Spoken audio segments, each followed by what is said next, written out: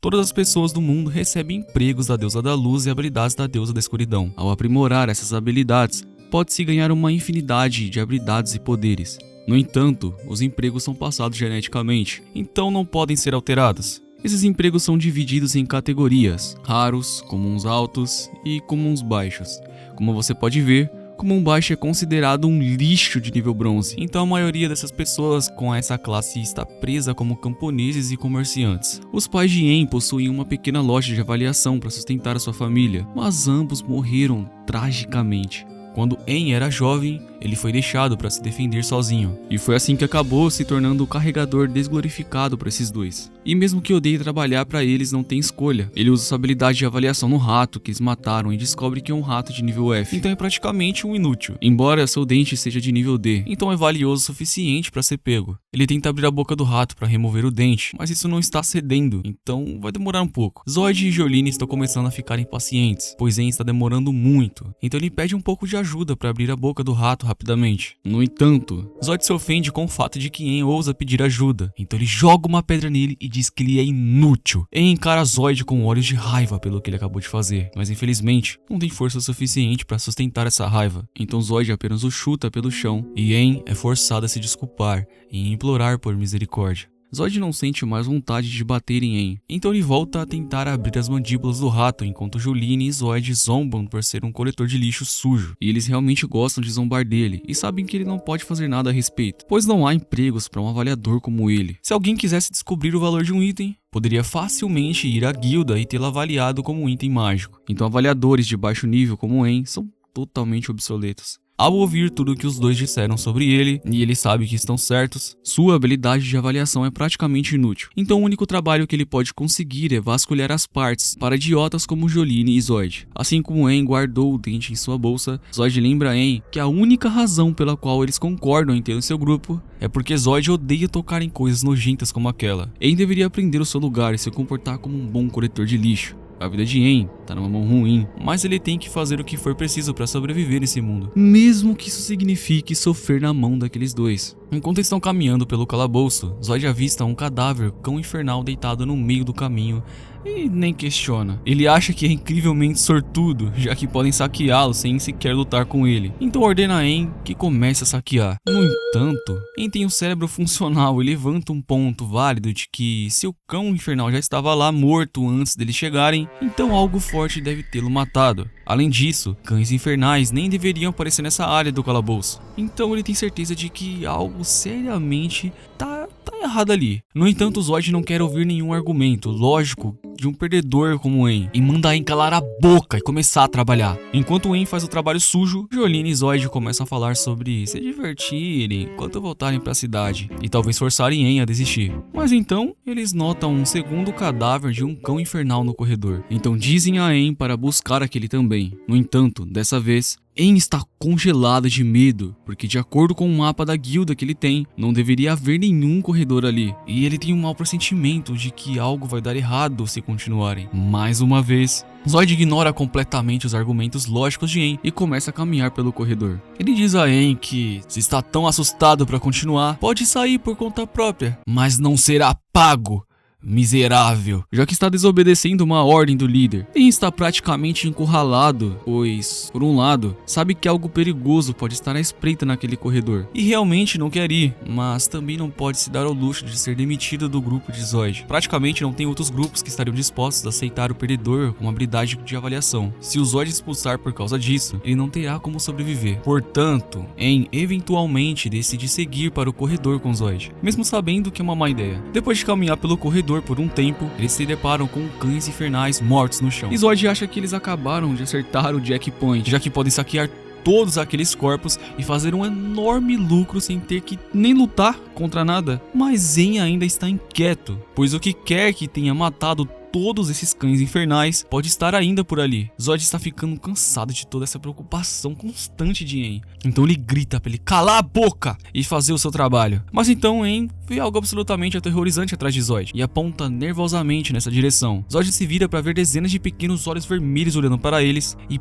poucos momentos depois, uma matilha de cães infernais emerge da escuridão. Todos aqueles corpos de cães infernais que encontraram anteriormente devem ter sido resultado de brigas internas entre a matilha. Mas agora que foram confrontados pela matilha completa, nenhum deles sabe o que fazer. Aang não tem habilidades de combate, e mesmo se Zoid e Jolyne trabalhassem juntos, mal conseguiriam derrubar um cão infernal, quanto mais uma matilha inteira. Então lutar, não é uma opção aqui. A única maneira de sair vivos é eles correrem, mas mesmo assim não vai dar muito bom. Então Zoid percebeu que ele e Jolyne não precisam necessariamente ser mais rápidos que os cães, apenas precisam ser mais rápidos que Aang. Então ele pede para a Jolyne lançar um feitiço de paralisia em Aang. Jolyne fica confusa no início, mas logo percebe que Zoid está tentando fazer. Então ela aponta seu cajado para Aang e o paralisa. Aang cai no chão, incapaz de se mover, e não consegue acreditar que os dois realmente planejam deixá-lo ali para morrer. Mas Zoid o assegura que a paralisia dura apenas um curto período. Então, se ele ficar quieto, pode ter sorte de escapar dos cães infernais também. Zoid então começa a fazer muito barulho para atrair os cães diretamente para o Aang, e em seguida ele foge com Jolyne, deixando Aang para ser comido. Os cães infernais avançam sobre Aang e imediatamente mordem o seu braço e perna, fazendo-o gritar de dor. Mas toda a dor de ser mordido faz com que a paralisia se desfaça. Então Aang consegue se mover novamente, pega uma pedra próxima para afastar os cães infernais. Ele então joga sua mochila neles, e embora não tenha causado nenhum dano, a comida dentro da mochila foi distração o suficiente para ganhar algum tempo. Então ele lentamente se afasta dos cães. No entanto, ele descobre que Zoid e Jolyne haviam bloqueado a saída. Então ele realmente não tem como escapar. Ele não tem muito tempo antes que os cães ataquem novamente, então avista o corredor e começa a seguir à frente. Mas para sua tristeza, esse corredor leva a um beco sem saída. Toda a esperança parece estar sendo perdida para Aang, já que ele não tem para onde correr e pode ouvir os cães se aproximando dele a cada segundo. Se ele vai morrer de qualquer maneira, Aang prefere cair da morte do que ser comido vivo por aqueles monstros. E até agora, ele sempre culpou seus fracassos no seu trabalho de avaliação de lixo. Mas agora ele percebe que nunca realmente tentou superar os desafios que enfrentou por causa do trabalho. Mas mesmo que perceba isso agora, é tarde demais para mudar qualquer coisa. Um som é ouvido quando o corpo de Aang atinge o chão, mas embora ele certamente tenha morrido no impacto, acabou pousando bem no topo de uma árvore, onde uma linda garota aparece diante dele e lentamente caminha em direção ao seu corpo morto, antes de dar-lhe um beijo na testa. Quando ela faz isso, o corpo de Aang começa a se mover novamente e, após alguns momentos, ele recobra a consciência. Quando Aang consegue pensar claramente novamente, percebe que ainda está vivo e que todos os seus ferimentos foram curados. Então ele começa a se perguntar como isso poderia ser possível. Ele sente gotas de água caindo sobre a árvore, então pega algumas delas e usa sua habilidade de avaliação para verificá-las. E para o seu total choque, essas são gotas de classificação Rank S da Árvore do Mundo IGG Brasil. Ele então avalia a árvore gigante e com certeza descobre que este enorme pedaço de madeira é realmente a árvore do mundo da lenda. Há muito tempo atrás, este mundo tinha uma única árvore do mundo, e essa árvore era responsável por produzir a mana que os humanos usam para criar magia. No entanto, a lenda também afirma que a árvore do mundo murchou e morreu há muito tempo atrás, mas muitos estudiosos do mundo teorizaram que ela ainda deve existir em algum lugar do mundo, razão pela qual as expedições massivas foram lançadas na esperança de encontrá-la. Mas a árvore nunca foi encontrada, e embora faça sentido porque ninguém encontrou, pois quem pensaria em procurá-la no fundo de um calabouço? Aang percebeu que a árvore deve tê-lo trazido de volta à vida. Então agradece, e ao fazer isso, ouve a voz de uma garota, mas claramente não há mais ninguém ali. Então deve ter sido a sua imaginação, né? Seguindo em frente, ele está feliz por ter sobrevivido à queda, e este lugar parece bastante seguro. Mas ele precisa pensar em como voltar para a superfície. Zoid e Jolyne obviamente não vão chamar ninguém para salvar. E além disso, não há comida por aqui. Então ele morrerá de fome se não voltar para casa em breve. Ele se dirige para a saída, mas antes de sair, ele vai mais uma vez e agradece a árvore por salvá-lo. Este lugar obviamente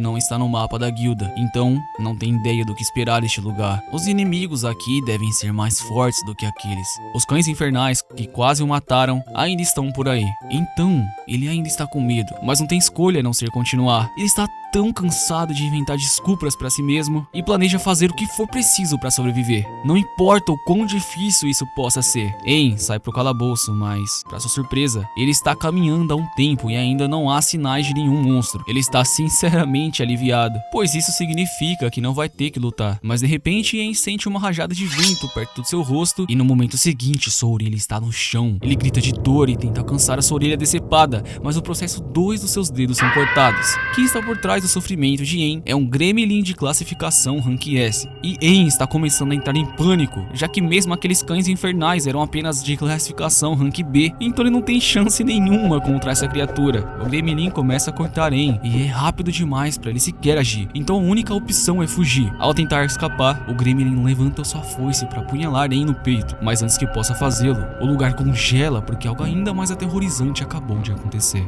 O gremlin é esmagado até a morte por um enorme urso da morte. E Aang não tem chance contra o gremlin. Certamente não terá chance contra o urso da morte também. O urso rasga o rosto de Aang com suas garras, destruindo um dos seus olhos no processo. E enquanto Aang tenta rastejar, o urso da morte o pega e começa a apertá-lo até que o sangue jorra da sua boca. O urso da morte estava prestes a comê-lo, mas no último segundo ele é decapitado por uma mulher mal-humorada. Ela não gosta do fato de ter salvado um humano, mas aquela garota implorou para que ela ajudasse, então não teve muita escolha. Aang, mais uma vez, chocado ao descobrir que seus ferimentos foram curados, se levanta, vê a garota sentada em sua frente e ainda está tentando entender o que está vendo. Mas então uma mulher aparece atrás dele e exige que ele mostre gratidão adequada e beba o chá que a garota fez para ele. Aang fica confuso, pois não viu nenhum chá, mas então percebe a garota, Yuri, segurando uma xícara de chá que ela especialmente fez para ele. Aang hesita em beber o chá misterioso que poderia potencialmente conter algum fluido corporal, mas Úrsula força o engolir de qualquer maneira, então não é como se ele tivesse muita escolha. No entanto, acaba descobrindo que o chá tem um gosto muito bom. Então ele diz a Yuri que o gosto é muito bom e ela fica muito feliz por ele gostar. Aang acha Yuri muito fofa quando está feliz, mas Úrsula adverte que apagará sua existência inteira se ele tivesse sequer um único pensamento indecente sobre Yuri. Aang entende o recado, então, seguindo em frente, ele pergunta se foram as duas que salvaram o Urso da Morte. Úrsula diz que não tem interesse em proteger um humano fedido como ele, mas Yuri implorou para que ela o salvasse. Aang agradece Yuri por se importar com ele, e Yuri fica um pouco avermelhada. Úrsula, essa mulher aí, o chuta no rosto e começa a pisoteá-lo por flertar com sua filha. E Aang fica chocado ao ouvir que Úrsula é a mãe de Yuri. Mas, pra ser preciso, Úrsula na verdade é a guardiã de Yuri. Úrsula tem a tarefa de cuidar de Yuri e protegê-la contra quaisquer ameaças potenciais. E Aang está surpreso ao saber que Yuri é o espírito da árvore do mundo. Mas faz sentido pra ele, já que ela é tão bonita. No entanto, logo após ele dizer isso, Yuri novamente fica envergonhada. Então Úrsula o chuta no chão por ousar olhar para Yuri com olhos lascivos. Aang pede desculpas, mas ao falar de olhos, percebe que ainda pode ver, apesar de ter um de seus olhos arrancados pelo Urso da Morte. Então Úrsula explica que curou usando as lágrimas da árvore do mundo, mas mesmo com a habilidade de cura das lágrimas, elas ainda não podem restaurar um olho esmagado. Então Yuri generosamente criou um novo olho para ele. E Aang, mais uma vez, está muito agradecido. Mas começa a se perguntar por que Yuri estava tão preocupada com ele em primeiro lugar, já que eles mal se conhecem. Ela lhe diz que é porque ele agradeceu quando caiu ali. É raro que as pessoas acabem ali, mas houveram alguns incidentes de pessoas caindo, mas eles nunca agradeciam. E assim que essas pessoas percebiam que ela era a árvore do mundo, começavam a coletar sua água e até mesmo arrancar os seus galhos e folhas de Yuri, para vendê-las e ganhar algum lucro na superfície. Aang foi a primeira pessoa a tratá-la com respeito, então ela passou a gostar dele. E apesar disso, Aang não deveria estar ali, então Úrsula lhe diz para sair rapidamente. Yuri implora a Úrsula para não expulsar o Aang, já que ele certamente morrerá se voltar para o calabouço. Mas Úrsula não se importa com o que acontecerá com ele. Yuri então implora para que Úrsula encontre uma maneira de garantir que Aang possa voltar para casa são e salvo. No entanto, realmente não há muito que Úrsula possa fazer para ajudá-lo, pois como guardiã da árvore do mundo, ela não pode se afastar muito da árvore. Portanto, escoltar Aang até a superfície não é realmente uma opção, e a magia de teletransporte não funciona nesse calabouço. Então ela também não pode usar isso. Yuri fica devastada ao perceber que não há como manter En vivo, então ela começa a chorar, mas Ursula não suporta vê-la chorar, então ela propõe uma alternativa para garantir que En volte em segurança para casa. Ela se volta para ele e grita que o treinará pessoalmente até que ele seja forte o suficiente para sair dali por conta própria. Yuri agradece a Ursula por concordar em ajudar, e En é ainda mais grato, já que pensava que morreria ali com certeza. Ele abraça tanto Ursula quanto Yuri, mas Ursula não gosta de toda essa afeição, então ela o puxa pra longe e o avisa que ele está prestes a receber um treinamento infernal de um dos maiores sábios do mundo. Então En deve levar isso a sério, pois ela não tolerará preguiça. En entende e jura que fará o seu melhor, mas quando Ursula o leva pra fora para começar o seu treinamento, ele começa a se preocupar que ela possa forçá-lo a lutar contra monstros sozinho. Neste momento, Ursula informa que ela realmente espera que ele lute contra monstros sozinho, pois essa é a maneira mais rápida de ele aprender. Para começar, ela diz que quer que ele lute contra aquele gremlin ali, mas En não consegue ver nada naquela direção. Ursula lembra que seu olho foi substituído por uma parte da árvore do mundo, então ele deveria tentar usá-lo um pouco, mesmo com o olho espiritual da árvore, e ainda não consegue ver nada. Ursula diz que ele apenas não tem consciência de que seu olho espiritual é realmente capaz. Então En pensa sobre como perdeu seu olho e como Yuri o ajudou a restaurá-lo, e quando ele abre os olhos, tudo parece mais claro. Agora, En pode ver claramente. Ursula diz que é hora de começar o seu treinamento, então ela joga uma pedra no gremlin próximo e diz a En que essa é a sua primeira tarefa, será aprender a desviar os ataques em alta velocidade do gremlin. En acha isso bem impossível, já que ele não uma bosta de um avaliador, e o gremlin se move rápido demais para ele acompanhar. Mas Ursula lhe diz que ele só precisa usar sua habilidade de avaliação para escanear os movimentos do gremlin. En não acha que funcione dessa maneira, porque porra, se fosse fácil assim, ele tinha feito antes. Mas ele não tem muitas opções de qualquer maneira. Então ele tenta, e pra sua surpresa, ele realmente consegue ver os movimentos do gremlin agora. No entanto, é inútil se ele esquecer de desviar. Como En está ferido, Ursula coloca uma barreira e pega uma garrafa de gotas da árvore que ela pegou emprestada de Yuri. E ela derrama nas orelhas de En, então serão reimplantadas. E ela diz a ele que tem que levar isso a sério, caso contrário continuará sendo cortada. Ela então abaixa a barreira e o gremlin ataca novamente. Mas, como ele sabe onde será atacado, consegue desviar a tempo. Após uma semana de treinamento constante, En finalmente aprendeu a avaliar os movimentos do gremlin e pode desviar de seus ataques todas as vezes. Ele orgulhosamente diz a Ursula que dominou a técnica, mas no processo, abaixou a guarda, permitindo que o gremlin o ataque pelas costas. Ursula cria um escudo ao redor dos dois para que possam realizar uma pausa, e ela ri ao ver dor de En, mas admite que ele fez um bom trabalho de desviar, então diz que ele passou no primeiro teste. Agora, eles passarão pela segunda lição. E Ursula diz que ele tem que derrotar aquele gremlin. En está disposto a tentar, mas ele não tem um trabalho de combate, então matar um monstro de rank S será impossível para ele. Ursula, no entanto, já pensou nisso. E embora certamente fosse impossível para En se ele tivesse lutado com as mãos nuas, Ursula fez uma espada especial para ele. Ursula não queria fazer isso para ele, obviamente, mas Yuri acabou quebrando alguns de seus galhos porque queria ajudá-lo. E En fica profundamente tocado pelo que Yuri fez, se colocar em tal sofrimento apenas para ajudá-lo. Então ele realmente está grato e jura fazer bom uso da espada. Ursula desfaz a barreira e deixa En enfrentar o gremlin, mas quando ele tenta atacá-lo, o gremlin desvia facilmente. Ursula dá risada e brinca que ele nunca acertará o gremlin se balançar a espada tão devagar, e En está ciente disso, então decide apenas prever o caminho do gremlin e atacá-lo quando ele chegar perto. Quando ele tenta fazer isso, o gremlin simplesmente pula sobre ele, que não é estúpido. Se vir En tentando atacá-lo, obviamente ele tentará desviar. Então ele precisa pensar em uma nova estratégia. Ao invés de simplesmente avaliar os movimentos do gremlin para prever seus ataques, ele precisa avaliar todos os aspectos do próprio ataque. Então ele se concentra profundamente.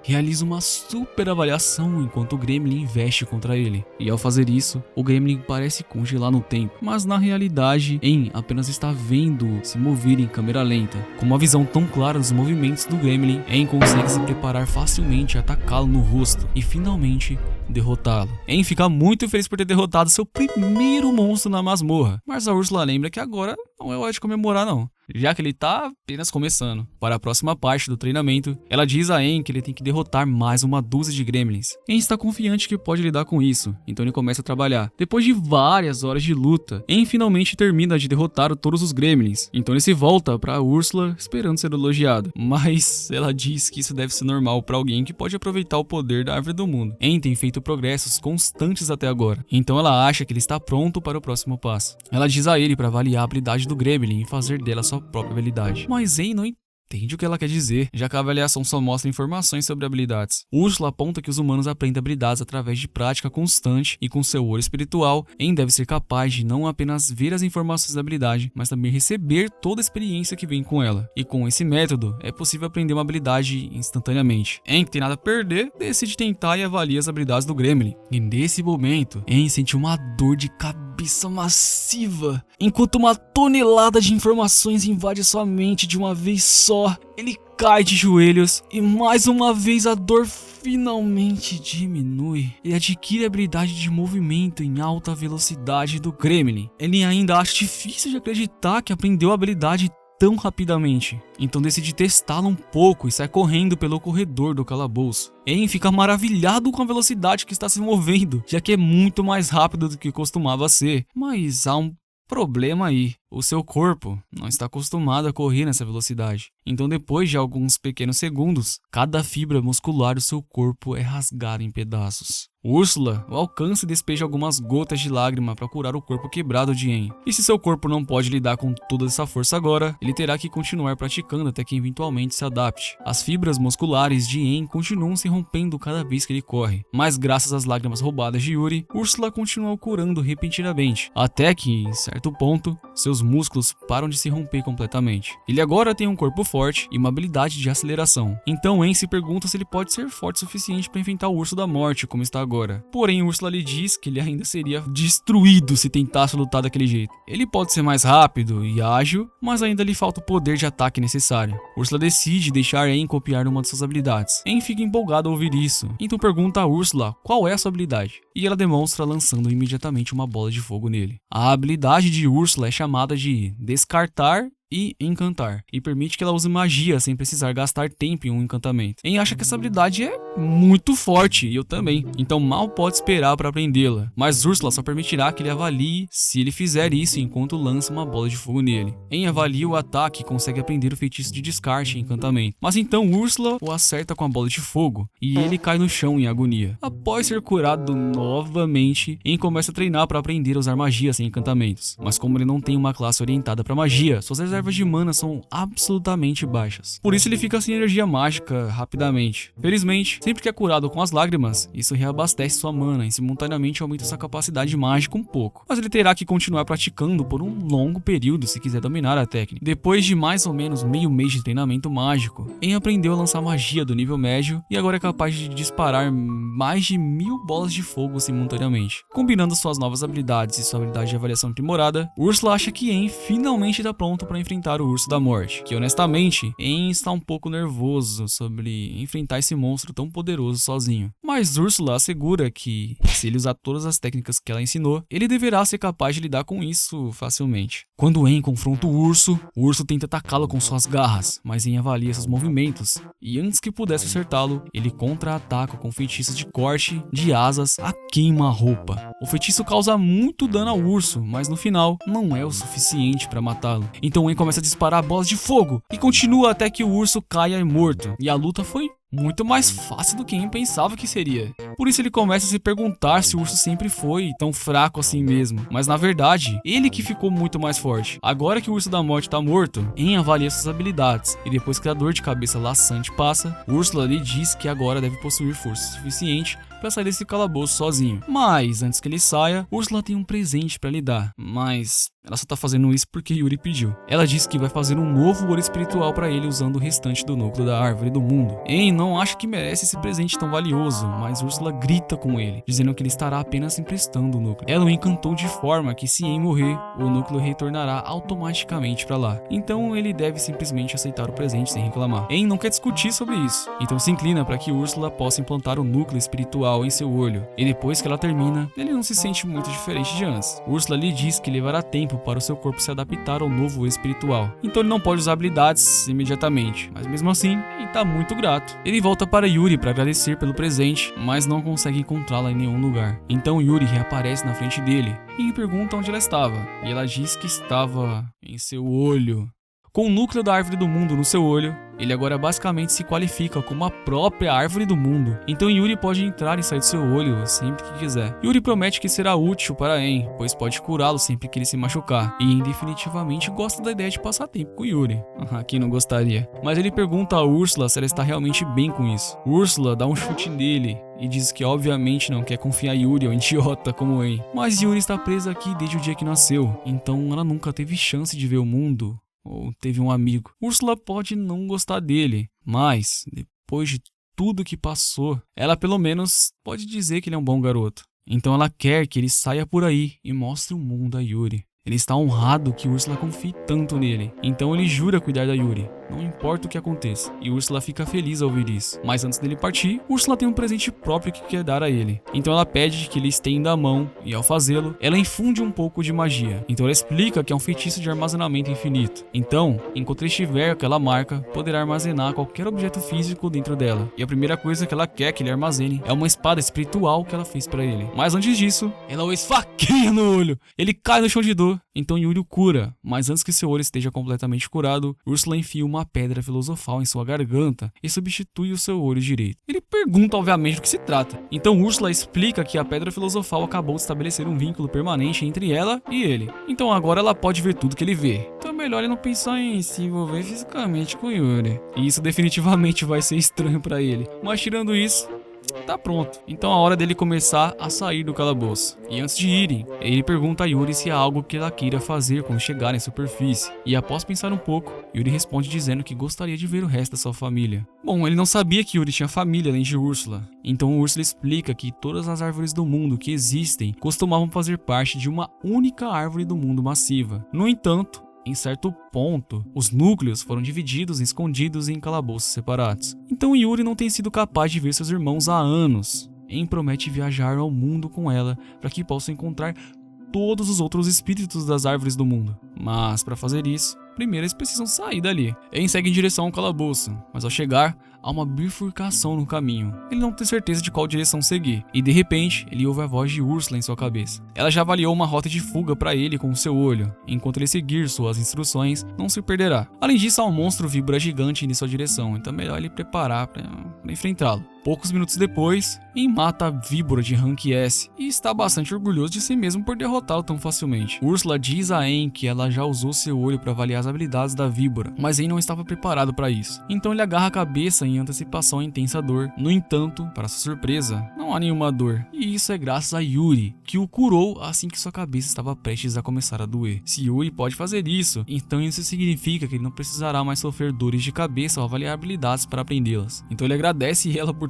toda essa ajuda. En eventualmente chega a uma câmara sinistra, que é onde ele encontrará o monstro-chefe deste calabouço. Os calabouços são praticamente criaturas vivas que se alimentam dos humanos, e como tal, sempre há um núcleo de calabouço e um chefe de calabouço para guardar esse núcleo. A única maneira de En sair dali é derrotar o chefe do calabouço e destruir o núcleo, mas ele não tem certeza se tem o que é necessário para fazer isso. Derrotar monstros de rank S é uma coisa, mas um chefe de calabouço é supostamente várias vezes mais forte do que qualquer monstro de rank S que ele encontrou até agora. No entanto, ele se recusa a recuar porque não é mais o fraco En que fugiria indefeso da morte. Ele abre as portas da sala do chefe e encontra o núcleo do calabouço do outro lado da sala. Mas enquanto ele e Yuri estão caminhando em direção a ele, eles ativam um círculo de invocação no chão e fazem um golem gigante aparecer. Essa luta vai ser difícil. Então En pede a Yuri que volte pro seu olho para que ela não se machuque. E depois disso, ele começa a correr em direção ao golem. Ele desvia do primeiro golpe do golem com seu impulso de velocidade, mas não conseguirá desviar do segundo. Então, em vez disso, ele se prepara para o impacto com sua habilidade de força sobre-humana.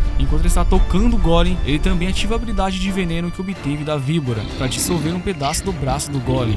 E o veneno conseguiu causar muito dano, mas não foi suficiente para derrotá-lo. Então Úrsula diz que está dando permissão especial para usar o feitiço supremo que ensinou a ele. Ele deve ter mana suficiente para lançar o feitiço agora, e mesmo que colapse, Yuri pode curá-lo imediatamente, então não vai ser um problema. Como nada funcionou até agora, ele lançou o golpe novo para atingir o golem com uma enorme bola de energia pura. Depois de atingir o golem com esse feitiço, praticamente nada restou dele. E surpreendentemente, En nem sequer entrou em colapso por exaustão de mana. Yuri aparece para repor a mana perdida de En e o parabeniza por derrotar o golem. Mas En sabe que nunca teria conseguido isso sem a ajuda de Yuri. Então ele agradece. Yuri fica muito animadinha com isso, mas Ursula fica irritada o quanto Yuri gosta dele. Então ela diz a Aang pra apressar-se e avaliar as habilidades do Golem. Aang é claro que faz isso, depois de terminar tudo. E Ursula lhe diz que há mais uma coisa que ele precisa avaliar. Então ela pede que ele vá até o núcleo do calabouço, onde Aang faz conforme instruído. E enquanto avalia o núcleo, Ursula aparece ao lado dele, o que o surpreende muito, pois ele pensava que ela não podia deixar a Árvore do Mundo. Ursula confirma que ainda está vinculada à Árvore do Mundo, mas como todo o núcleo da Árvore do Mundo está no olho do Aang, seu corpo é praticamente a Árvore do Mundo agora. Então ela pode se teletransportar para dentro do raio dele. Além disso, esse núcleo do calabouço funciona da maneira semelhante ao núcleo espiritual. Então Ursula diz que pode usá-lo para aprimorar o ouro espiritual de Aang se ele quiser. Aang concorda prontamente com a proposta. Então Ursula pega o núcleo do calabouço e coloca no olho do Aang para levá-lo ao nível 2. Ou seja, Aang pode aprimorar seu olho ainda mais conquistando diferentes calabouços e absorvendo seus núcleos. Os três então deixam a sala do chefe e a porta se fecha atrás deles. Ursula supõe que isso deve ser porque eles derrotaram o chefe e pegam o núcleo. E eles não podem mais voltar para trás, porque eles derrotaram o chefe e pegaram o núcleo. Então o calabouço está sendo selado para poder se recuperar. O buraco pelo qual Aang caiu também provavelmente está selado agora. E isso é uma coisa boa, já que significa que não há mais como humanos tropeçarem na Árvore do Mundo. Portanto, Ursula não precisa se preocupar em proteger o corpo da árvore da Yuri, e os três estão livres para ir enquanto as aventuras quiserem. De volta à cidade, Zoid ainda está contando a todos os aventureiros sobre a tragédia que aconteceu no calabouço, e como ele foi quase devorado pelos cães infernais. E a única razão pela qual ele realmente conseguiu escapar foi porque Aang voluntariamente se ofereceu para distrair os cães infernais para ele. Esta é uma mentira descarada, mas como Zoid pensa que Aang está morto, ele está confiante que ninguém jamais descobrirá, porque não é como se Aang fosse voltar para expô-lo. Só que um segundo depois, Aang aparece atrás de Zoid e ele ouviu toda a história que Zoid falou. Então, tá aqui pra expor essas mentiras. Ele conta a todos que Zoid e Jolyne o paralisaram e deixaram ele pra morrer com os cães infernais. As pessoas no bar ficaram enfurecidas porque estavam dando simpatia a Zoid todo esse tempo, mas ele praticamente tentou assassinar o Aang pro seu próprio benefício. Eles começam a jogar coisas em Zoid e poderiam até mesmo tê-lo linchado por fazer algo tão sinistro a seu próprio companheiro de grupo. Mas Aang, com um coração muito bom, os impede. Ele ainda está um pouco bravo com Zoid pelo que ele fez, mas se não fosse por isso, ele nunca teria tido a chance de conhecer Yuri ou Ursula. Então ele realmente está grato por Zoid ser tão desprezível. Agora que ele confrontou o Zoid, Aang pode finalmente seguir em frente. Então ele e os outros se dirigem ao calabouço pantanoso perto da capital. Depois de limpá-lo, Ursula usa o núcleo do calabouço para elevar o olho de Aang a nível 2. Com a atualização, agora Aang é capaz de ler todos os tipos de escrita. Ele está feliz por ter aprimorado seu olho, mas um pouco desapontado, já que esperava encontrar uma árvore do mundo por lá. Ursula lhe diz que não será fácil encontrar as árvores do mundo, já que muito esforço foi feito para escondê-las. Aang pede desculpas a Yuri, pois pode demorar um pouco mais do que ele esperava para encontrar sua família, mas Yuri diz que não importa, já que ela tá se divertindo. E nesse momento, eles ouvem o som de uma garota gritando, e Yuri quer ajudar. Então Aang corre para salvar a garota. A carruagem da garota foi atacada por monstros, então Aang os mata, e uma vez que todos os monstros estão mortos, Yuri começa a curar todos os guardas feridos. Aang vai até a garota e pergunta se ela está bem, mas no segundo que a garota vê o rosto de Aang, as únicas palavras que passam pela cabeça dela são: "Oh meu Deus, esse cara é muito gostoso!" Ela pula nos braços do Aang chamando ele de herói, e Aang não sabe como lidar com essa situação. Então ele pede ajuda do homem ali, mas Jasper é apenas o chefe de uma companhia comercial. Então ele não tem controle sobre o que a princesa Cláudia faz. A princesa leva Aang e os outros para sua mansão para agradecê-los adequadamente por salvá-la. E, embora seja a terceira princesa dessa nação, ela diz que não há necessidade de serem tão formais como ela. E com isso dito, ela salta para dar outro grande abraço no Aang. No entanto, antes que pudesse envolvê-lo em seus braços, Yuri se coloca na frente de Cláudia e se recusa a deixá-la chegar perto de Aang. Cláudia pergunta por que Yuri está sendo tão defensiva. Então Yuri exclama que não quer que Cláudia toque nele porque ela é esposa do Aang. Toma na cara! Corta pro rosto do Aang e bem ali está a expressão de um homem que não percebeu que estava casado até um segundo atrás. No mesmo com a declaração de Yuri, Cláudia não desiste, pois está bem em se tornar a segunda esposa de Aang. Enquanto ela e Yuri discutem sobre Aang, Jasper se aproxima e diz que tem algo para lhe dizer. Aang pergunta o que se trata, então Jasper diz que quer se casar com ele. E Isso faz a terceira pessoa hoje, mas antes que Aang possa responder, Jasper pede que ele desça ao porão, pois há algo que ele quer lhe mostrar. Jasper é o chefe da companhia de comércio Geno, e Aang já conhece essa empresa, pois é praticamente a companhia de comércio mais rica e famosa que existe. Jasper leva todos à sua sala de joias e explica que fez uma missão de vida para preservar todas as joias mais bonitas do mundo. E hoje, ele encontrou a joia mais bonita de todas. Ele sabe que o ouro de Aang é feito de um núcleo espiritual, já que ele fez muitas pesquisas sobre ele, e ele se apaixonou pelos olhos de Aang à primeira vista. Ele pediu Aang em casamento para que pudesse olhar seus olhos pelo resto da vida. E Aang inicialmente iria recusar, mas a Úrsula o puxou de lado e disse para ele reconsiderar, porque Jasper provavelmente tem informações sobre a localização de outros núcleos espirituais. Além disso, Jasper é rico, né? Então se Aang se casar com ele, teria acesso a todos os seus recursos. No entanto, ele não está interessado em... né? Então pergunta a Jasper se a gente pode ser apenas amigos, e Jasper diz que tá tudo bem por enquanto. Aang pergunta a Jasper se eles têm alguma informação sobre outros núcleos espirituais. Jasper confirma isso, mas os locais são incrivelmente perigosos, e por isso ele não conseguiu investigar. Tanto com um pouco de perigo, isso não deve ser um grande problema. Graças às informações que obteve de Jasper, Aang consegue localizar um calabouço secreto, ainda em esperança de que uma das irmãs de Yuri possa realmente estar lá. Então ele assegura a Yuri que fará o que for preciso para garantir que ele se reúna com a sua irmã. Depois de entrar no calabouço, e eventualmente chega a um beco sem saída, e não sabe o que fazer. Já que as instruções de Jasper diziam claramente que deveria haver algo ali. Úrsula explica que é um círculo mágico embutido naquela parede, então tocar nela deve teletransportá-los para dentro do calabouço. E no segundo em que toca a parede, encontra-se em pé um penhasco que dá vista para uma selva. Ele está surpreso que uma selva possa caber dentro de um calabouço, mas Úrsula lhe diz que tudo isso é apenas uma ilusão criada por uma magia poderosa. E nesse momento, eles ouvem uma voz falando com eles. Yuri reconhece a voz da sua irmã mais nova, a Pina-chan. Yuri quer muito se encontrar com Pina, então ela pergunta onde ela está, mas Pina está no fim do calabouço. Então diz a eles que terão que limpar o calabouço e chegar até lá.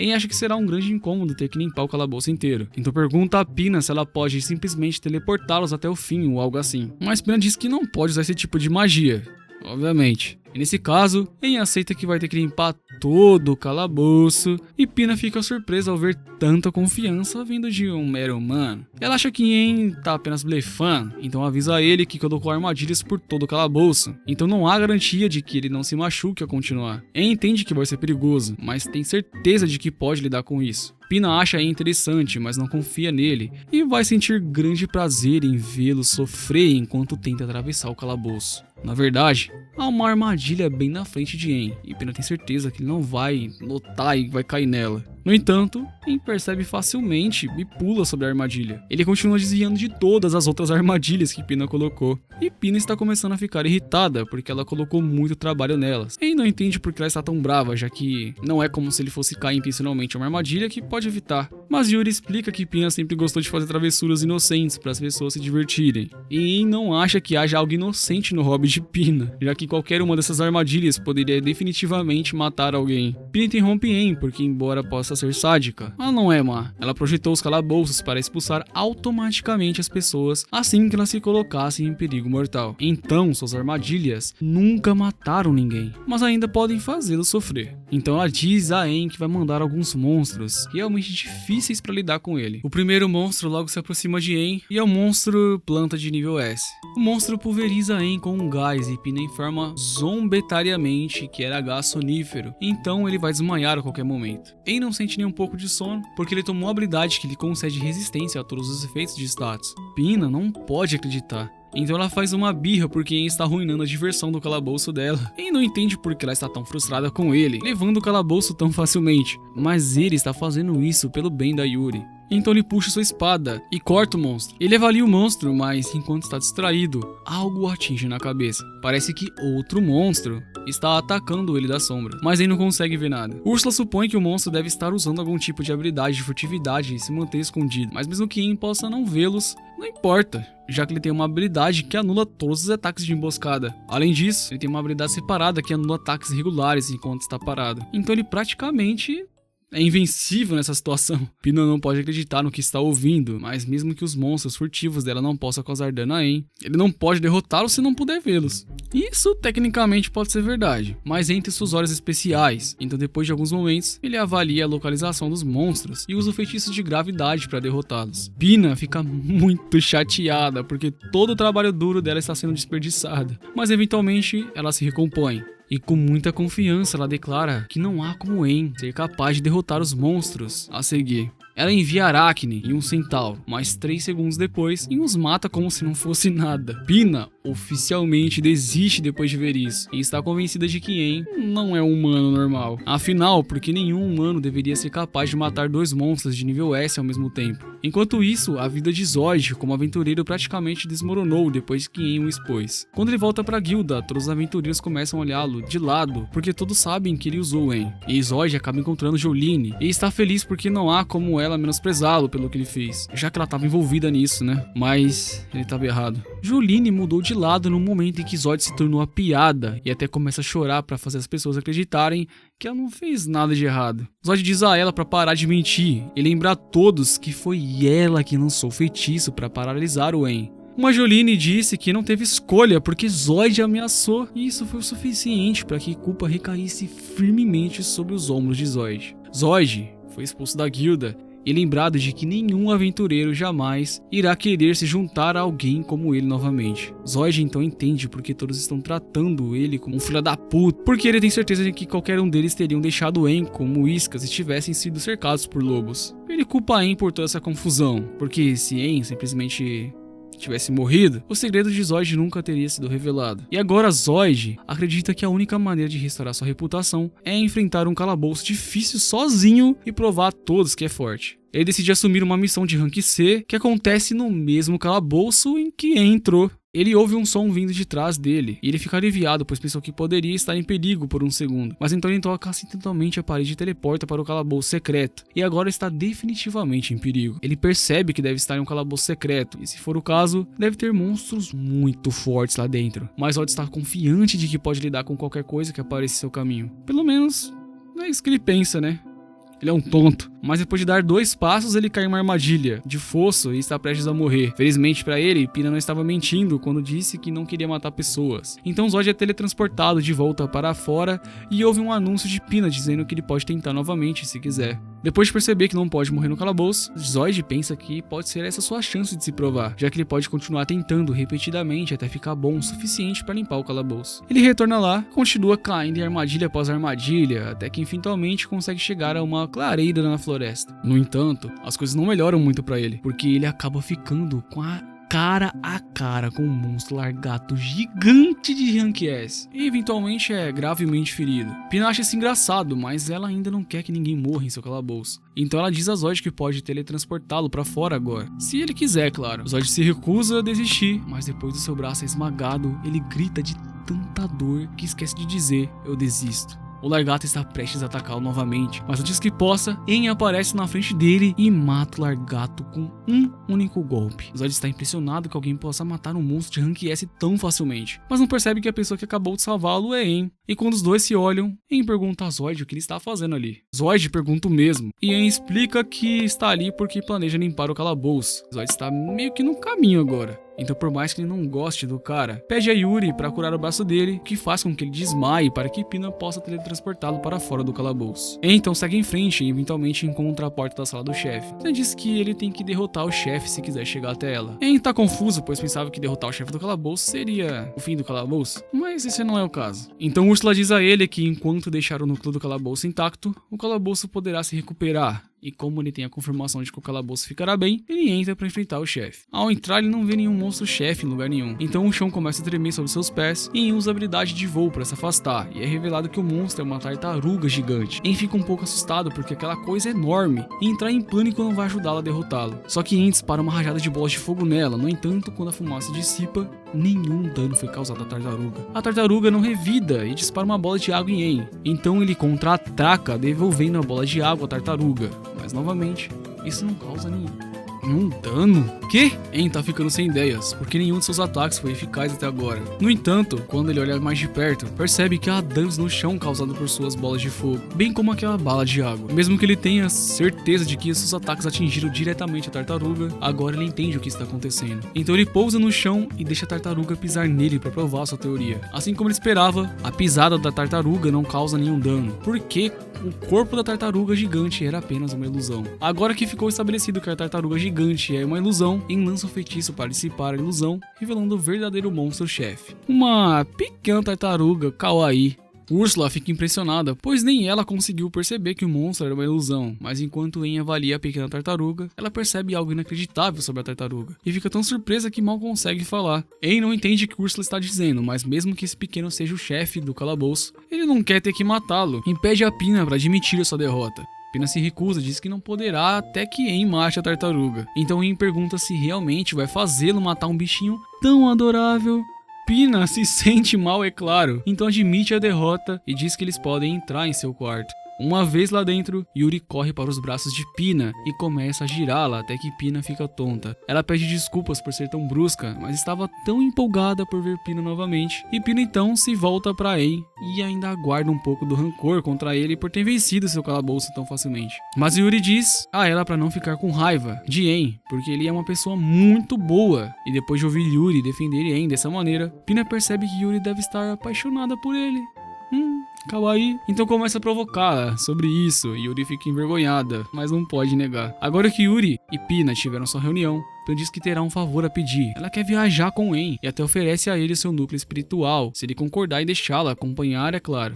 Yuri parece muito animada com a ideia, então pergunta a En se ele está bem com isso, e é claro que ele não vê problema. Então todos concordam. Nesse momento, a pequena tartaruga pula no ombro de En e se transforma em uma garota. Ela se apresenta como a guardiã de Pina, Kurohime, a filha da besta celestial tartaruga. Kurohime deve ser bastante alta entre os rankings de guardiões, para Úrsula ficar tão nervosa como se tivesse encontrado seu instrutor de treinamento. En ainda está descrente que alguém por aí pode fazer Úrsula agir de forma tão educada. Como Kurohime é a guardiã de Pina, En tem que pedir permissão a ela para levar Pina com ele. E Kurohime está totalmente a favor da ideia, mas apenas com uma condição. Ela também quer ir junto. Ela pega sua pedra filosofal e diz para ele adicionar isso ao seu olho junto ao núcleo espiritual de Pina. Então elas duas poderão ir com ele. Além disso, a habilidade de Kurohime permite que ela crie barreiras, então isso com certeza será útil para En.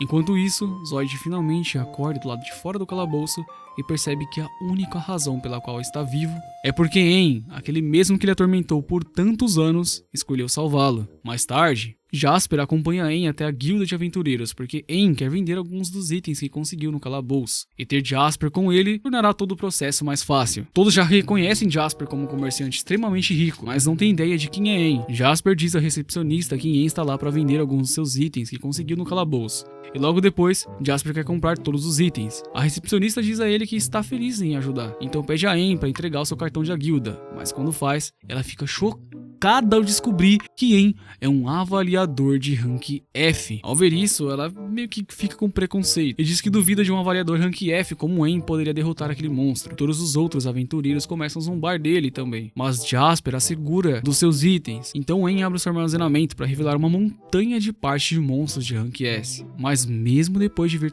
todo aquele saque de alta qualidade que En tem, os aventureiros da guilda assumem que En deve ter roubado tudo isso de outra pessoa, já que não há como ter matado todos aqueles monstros sozinho. Isso é exatamente o motivo pelo qual En queria evitar a guilda, porque as pessoas sempre o menosprezaram por seu avaliador de rank baixo. No entanto, há alguém aqui que não é tão superficial quanto os outros. A mestre da guilda, Megan. Ela saiu do seu escritório e condenou todos os outros aventureiros que zombaram de En, que nunca o conheceram, estão apenas julgando ele por causa da sua classe. A recepcionista usa um dispositivo de avaliação para escanear os itens que En trouxe, e para sua surpresa, é tudo genuíno. Jasper acrescenta isso dizendo que pode confirmar pessoalmente que En é forte o suficiente para derrotar todos aqueles monstros sozinho. E a recepcionista percebe que cometeu um grande erro ao zombar de En, então se desculpa sinceramente. Megan também pede desculpas em nome dela e diz que dará uma bronca à recepcionista sobre seu comportamento mais tarde. Embora a classe de habilidades de uma pessoa seja decidida no nascimento, Megan está feliz ao ver que existem pessoas como En que se recusam a ser limitadas por isso. E En também está feliz que existam pessoas como Megan que não julgam apenas por sua classe, enlace inicial. Megan realmente gostou de Aang, então tem certeza de que os dois se encontrarão novamente em um futuro próximo. Mas por enquanto, tem trabalho a fazer, então deixa a Aang terminar os seus negócios por ali. A recepcionista pede a Aang que espere na sala de espera enquanto processa todos os seus itens. Mas Aang na verdade tem muito mais coisas para vender, já que limpou o calabouço secreto inteiro. Ao ouvir que Aang limpou um calabouço secreto sozinho, todas as pessoas que zombaram dele começaram a tentar se aproximar para lhe pedir detalhes sobre isso. Mas Aang não gosta de toda essa atenção, então acaba fugindo. Um pouco depois, Aang toma um banho para relaxar após todo aquele estresse. Mas enquanto está aproveitando o banho, Yuri aparece do lado dele.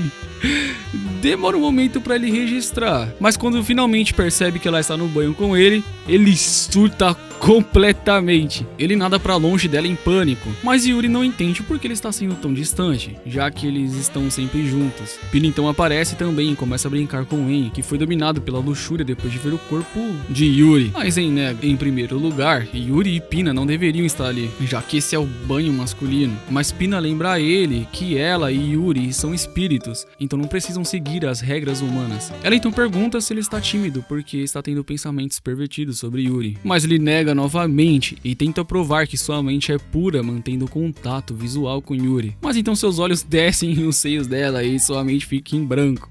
E a partir daí, Ursula aparece e não gosta nada de ver Aang olhando pro corpo de Yuri. Então ela o ameaça virar do avesso, com a magia mais poderosa que puder reunir se ele ousar tocar em Yuri. Yuri implora pra Ursula parar, porque ela não se incomodou com Aang olhando pra ela. Mas ao ouvir isso, Ursula pensa que Aang já pode ter feito algo com Yuri, então se prepara pra explodi-lo de qualquer maneira. Yuri então avisa Aang pra correr, porque Ursula pode realmente fazer isso, e Pina está ali aproveitando todo aquele show. E depois dessa confusão toda, o Aang sai do banho e se senta à mesa pra não ter que lidar com Ursula tentando matá-lo novamente. Kurohime está lá também, mas felizmente ela se comportou normalmente. Então ele pode apenas sentar e conversar. Kurohime acha maravilhoso como todos estão animados, já que Pina está se divertindo mais do que nunca. Pina é como uma filha para Kurohime, já que, como guardiã, ela a criou desde o núcleo espiritual de Pina, e eventualmente o núcleo se desenvolveu nessa personalidade dela. Além de Yuri e Pina, ele lembra que deveria haver outros 6 por aí, mas Kurohime diz a ele que na verdade são 7 pessoas. Ele fica confuso, pois ouviu que a primeira árvore do mundo murchou anos atrás. Mas embora esse possa ser o caso, Kurohime informa que o primeiro núcleo espiritual da árvore, a Echidna, ainda está por aí, embora ninguém saiba onde está. O mesmo vale para os outros espíritos das árvores. Então Aang acha que vai ser difícil encontrá-los, mas isso não significa que ele vai desistir, porque seu principal objetivo é fazer Yuri feliz e reuni-la com sua família. No dia seguinte, Megan vai à mansão de Jasper à procura de Aang, porque ela tinha um pedido especial para fazer. Aang pergunta por que ela quer especificamente ele, já que poderia ter pedido a qualquer outra pessoa da guilda. Mas essa missão é algo que só Aang pode realizar. E ela pergunta se ele sabe algo sobre Behemoth, mas Aang nunca ouviu falar dele antes. Então ela explica que é um dos dragões lendários que foi convocado pelo demônio Micrane. Depois que o Lorde Demônio foi selado, o dragão se escondeu, mas recentemente apareceu e está estranhamente atacando apenas mercadores que passam pela área.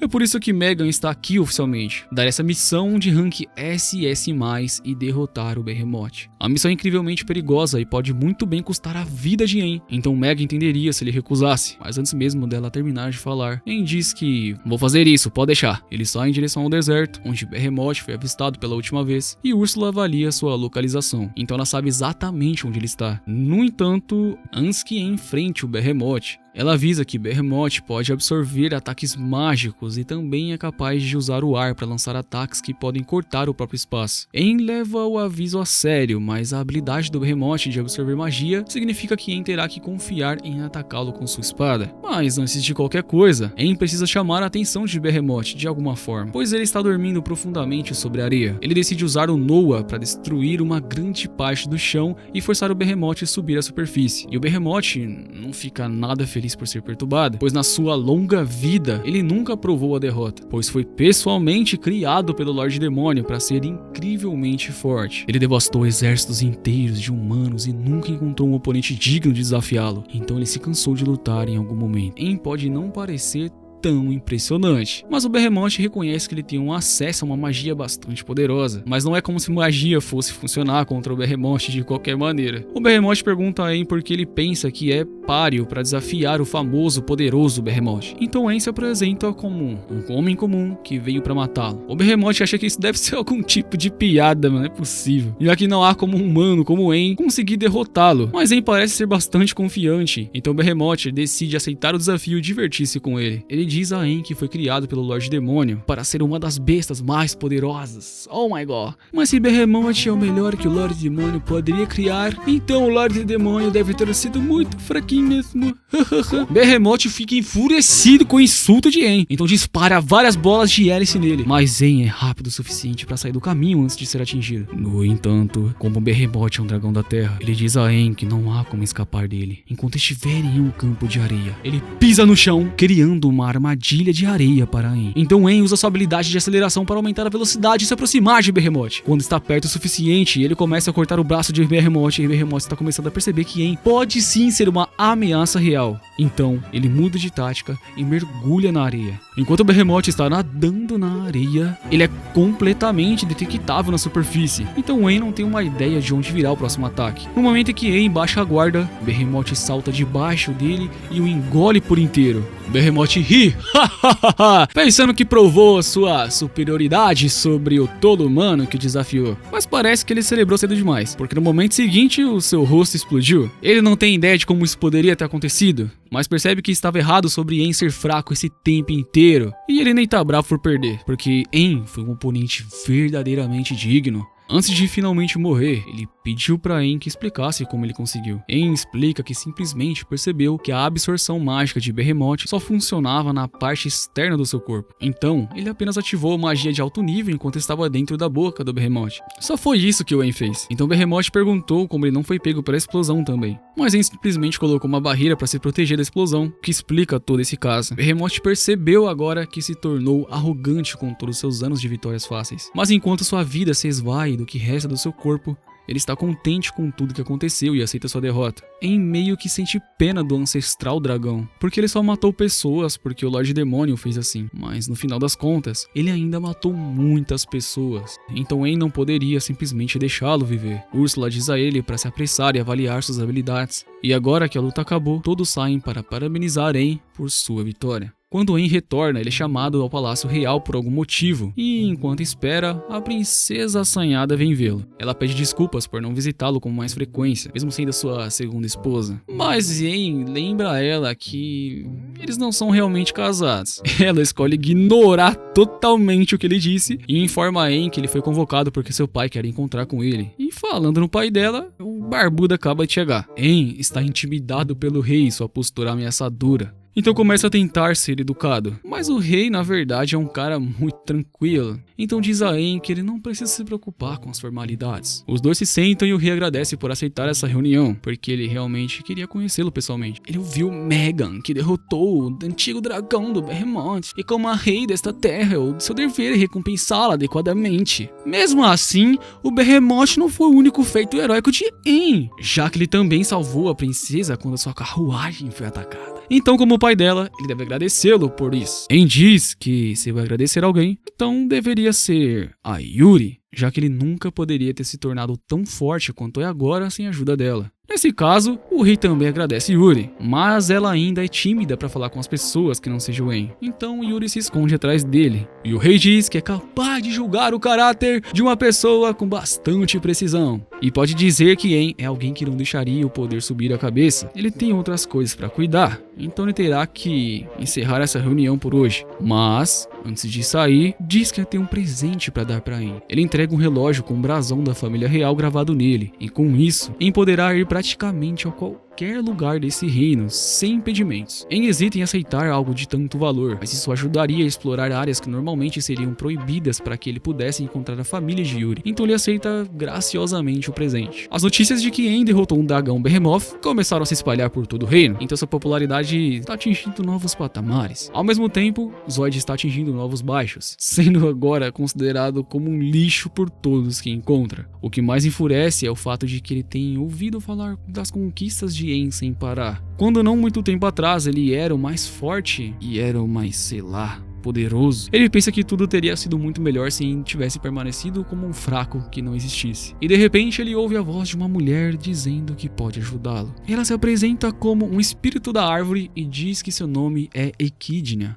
E Yuri, do outro lado, acorda de uma soneca muito boa quando Pina entra em seu quarto. Ela acabou de sair do banho, então Yuri ajuda a secar o cabelo dela. E enquanto faz isso, menciona o quanto está preocupada com En. Ele não acorda há muito tempo desde a última vez que lutou, então ela acha que pode haver algo de errado com ele. Só que Pina diz pra não se preocupar, porque provavelmente tá apenas exausto de todas essas lutas que tem enfrentado ultimamente. Mas, se Yuri realmente quer fazê-lo se sentir melhor, Pina sugere que ela deve cozinhar uma refeição deliciosa pra En comer quando ele acordar, porque ele definitivamente vai precisar disso. Então Pina diz que elas devem fazer compras para o suprimento juntas antes que En acorde. Yuri não acha que seja uma boa ideia sair sem o En, que pode ser perigoso lá fora. Mas quais são as chances de algo ruim acontecer uma única vez que elas vão a algum lugar sem o En? Bom, En ainda está deitado na cama, tendo um sonho terrível. Ele vê visões da sua vida antiga como um saco de pancadas de Zod, e como ele sempre foi tratado como lixo, não importava o que fizesse. E toda vez que Zod o maltratava ou menosprezava, ele sempre aceitava com um sorriso no rosto,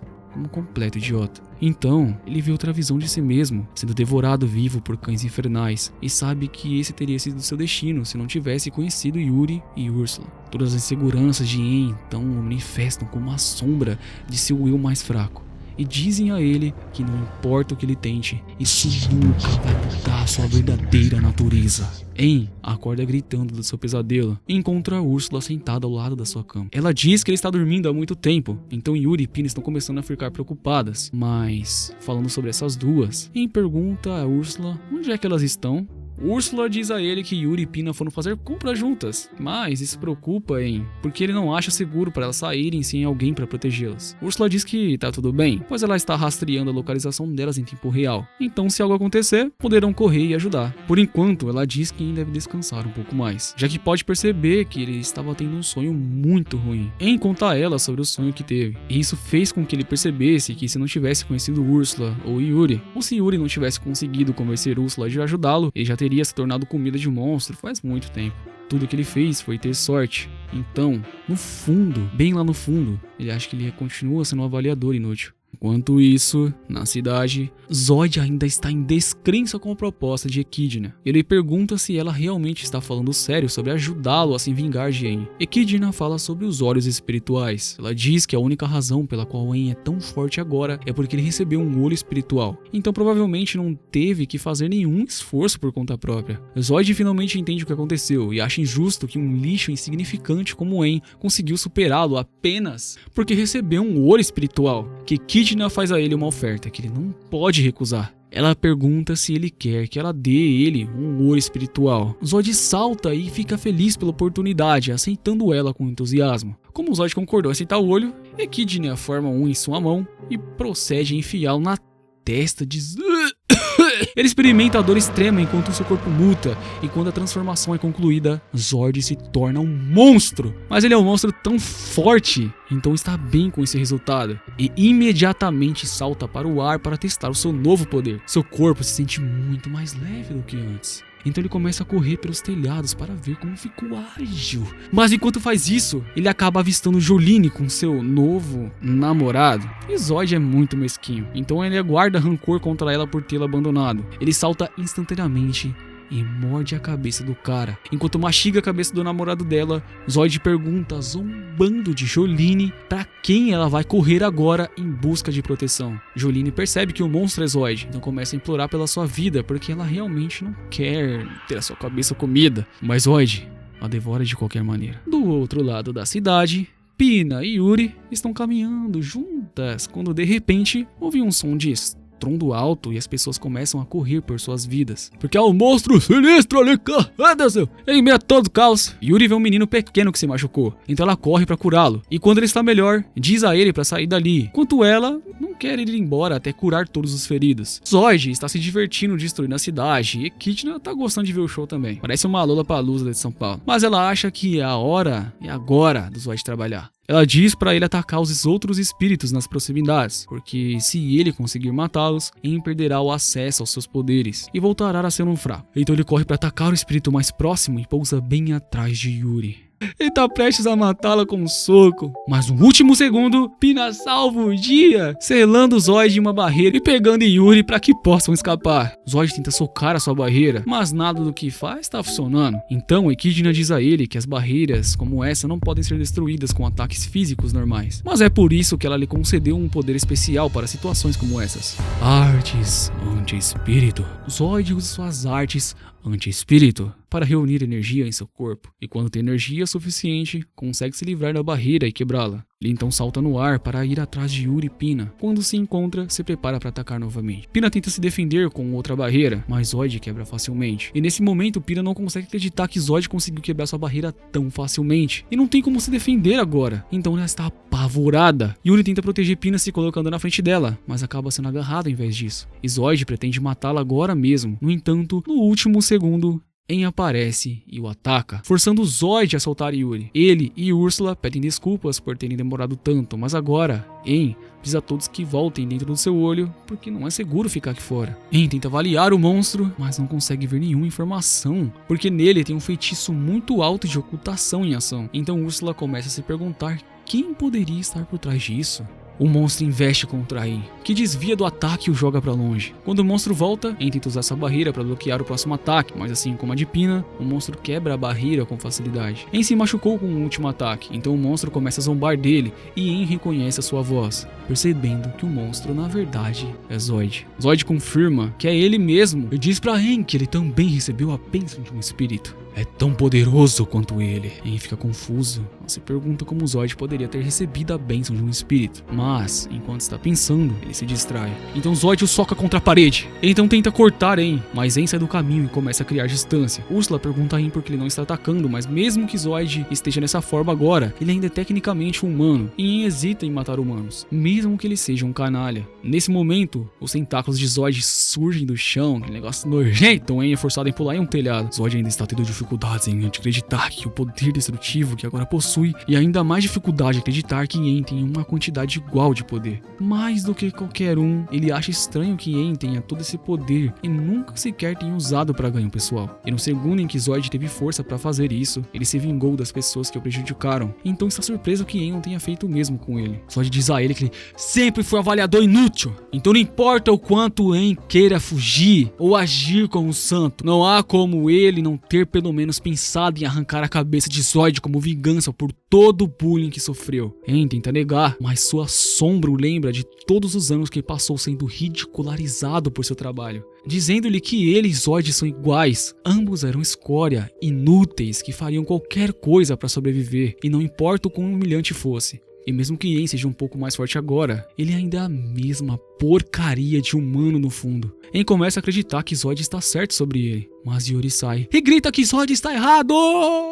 En é a pessoa mais gentil que ela conheceu, e mesmo que ele não perceba isso, a Úrsula diz a ele que ficou forte, e não está falando apenas das suas habilidades, mas também do seu coração, Kokoro. Mesmo com todo esse poder que adquiriu, ele escolheu usá-lo para ajudar as pessoas, e nunca, nem sequer uma vez machucou alguém que fosse mais fraco que ele, como o Zoid fez. A gentileza e a coragem de En não são algo que ele obteve de Yuri, é uma parte de quem ele é. Ele não é o único que teve sorte naquele dia fatídico, porque a vida de Yuri mudou pra melhor desde que ela conheceu En. E Zoid tá cansado dessas conversas sentimental. Então mais uma vez diz a En que ele é apenas um fraco, que vive às custas do poder dos espíritos, mas desta vez suas palavras não afetam mais o En. Ele admite que a única razão pela qual ele é forte agora é porque Yuri e Úrsula o ajudaram. E isso é um fato, mas mesmo assim, a Yuri e os outros acreditam nele. Então ele vai viver de acordo com suas expectativas. E enquanto En diz isso, a energia começa a acumular em seu corpo e dissipa sua sombra de insegurança, tornando En muito mais poderoso. Tendo se reconciliado consigo mesmo, En finalmente se torna um guardião espiritual oficial, o que significa que ele pode usar 100% do poder espiritual dos espíritos. E isso significa que, enquanto Zoid o ataca novamente, En é facilmente capaz de ler seu ataque e contra-atacar. Zoid não consegue acreditar que En conseguiu atacar tão facilmente. E agora que En está se aproximando dele com um olhar característico de pena nos olhos, Zoid não quer ser menosprezado. Então ele se levanta e ataca o En novamente. Mas em vez de desviar, En apenas ergue uma barreira e espera. Zoid diz que é uma barreira inútil porque as suas artes anti-espíritos vão rasgá-la, mas, para sua surpresa, seu ataque ricocheteia na barreira. Parece que a bênção que Zoid recebeu é apenas de 10% do poder de espírito. Ainda assim, comparado à nova saída de 100% do En, Zoid não é páreo. Zoid fica frustrado e começa gritando a Echidna para lhe dar mais poder. E como ela está se divertindo com o show, foda-se, né? A Echidna vai lhe dar esse pequeno pulso, o que faz com que ele mute ainda mais. Então Zoid investe contra En novamente, mas dessa vez En está pronto para acabar com ele. Levanta sua espada antes de desferir um golpe que destrói completamente o olho espiritual de Zoid. No final de tudo, Zoid retorna à sua forma humana e encontra En parado em cima dele com a mão estendida. Zoid odeia como En sempre age de forma tão superior, oferecendo ajuda aos outros, mesmo sendo tão fraco. Mas En não acha que há algo de errado em querer ajudar alguém, mesmo que você seja fraco. En foi capaz de mudar e se tornar uma pessoa que ele é, então ele acredita que Zoid também pode mudar. Tudo que ele precisa fazer é estar disposto a dar o primeiro passo. Isso finalmente atinge Zoid, então ele pega a mão de En. Mas ele ainda decapitou 2 pessoas e destruiu a cidade, então ele vai à prisão por um longo tempo. En se sente mal por Zoid, porque alguém claramente se aproveitou de suas emoções e lhe concedeu poderes espirituais. Mas o que o espírito misterioso ganharia com isso? Mais tarde naquela noite, a Echidna retorna à cidade e pega o olho espiritual quebrado, porque ele gravou toda a luta, e isso significa que ela tem acesso a dados de batalha de En. Tudo está indo de acordo com algum tipo de plano dela, exceto pelo fato que Zoid sobreviveu à luta. No final, En, imbuído dos poderes de purificação de Yuri em seu golpe final, destruiu a forma monstruosa de Zoid, e agora arrisco que Zoid conte a todos sobre o seu encontro com Echidna. Então ela sela as memórias dele, porque não pode permitir que ele interfira em seus planos de reviver o Lorde Demônio Micrane. E é isso aí, rapaziada, essa foi a parte 1 do vídeo, espero que vocês gostem. Hype o vídeo, me ajuda aí a voltar, curte o vídeo, compartilha se você gostar. Vou estar toda semana aqui no canal. Muito obrigado por você que assistiu até aqui. Um beijo do Gojozinho, um pouquinho mais espiritual, e fui!